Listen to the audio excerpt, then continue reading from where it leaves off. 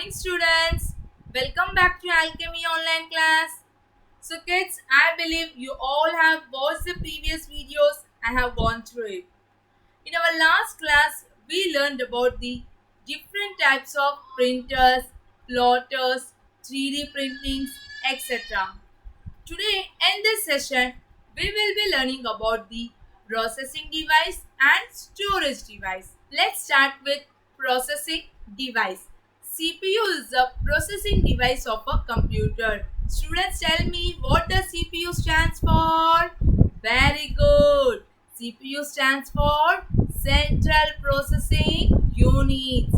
Hence, it is called as a brain of the computer. It processes all the activities. It controls all the activities of the computer. It processes the data into information. This CPU is categorized into three types: ALU, that is arithmetic logical units; CU, that's control unit; MU stands for memory unit. Is this arithmetic logical unit? The word itself says it performs all the arithmetic calculation as well as the logical operations. Arithmetic calculations like mathematical calculation, addition, subtraction, multiplication, division, etc. Logical operations like greater than, less than, and, or, but, etc. These all things are done performed in the arithmetic logical units. The second one is the control unit. Now the word itself says controls. It controls all the operation. It coordinates with all the activities of the computer. Understood? It decodes the instruction and determines the storage of instruction and data.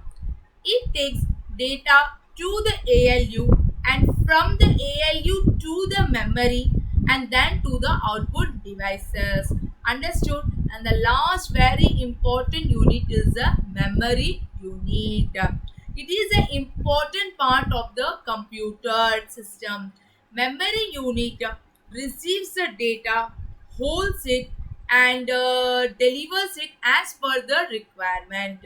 Understood? In short, and delivers it as per the instruction it gets from the control unit. In the picture, I have shown you the process of all those things, process of CPU.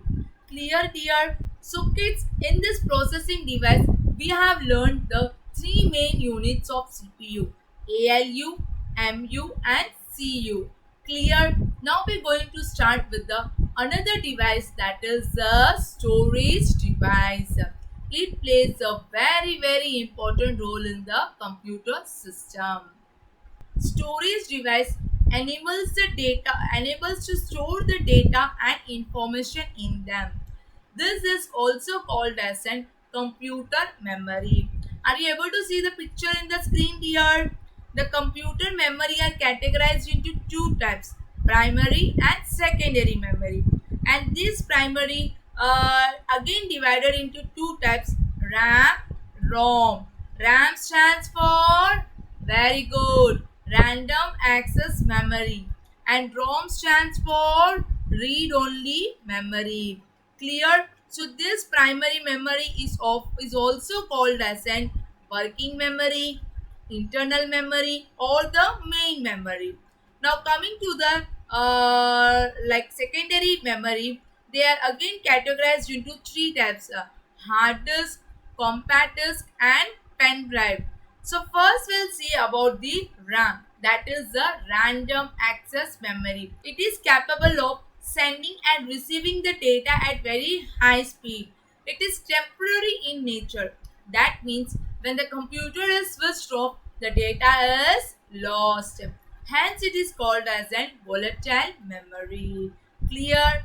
Now we'll see about the ROM, that is the read only memory. In ROM, it holds the instruction put by the manufacturer to operate the computer. It is permanent in nature, hence it is called non-volatile memory. Understood? Now we'll see about the secondary storage device. It is also called as an external memory of a computer. Here, The data is stored for a long time. The data is permanent here. Hence, it is called as a non-volatile memory. As compared to primary storage, it is very lower in rate. Example of the secondary devices are secondary memory are hard disk, compact disk, and pen drive. Now we'll see about the backup of the data. Backup means copying the files and data at different medium like in hard disk or in pen drive for further users in case if your main memory got corrupted. There are different reasons for taking the backup, but taking backup on regular basis is a very good computing practice. There are various reasons for taking the backup. In the screen, I have shown you the three main reasons.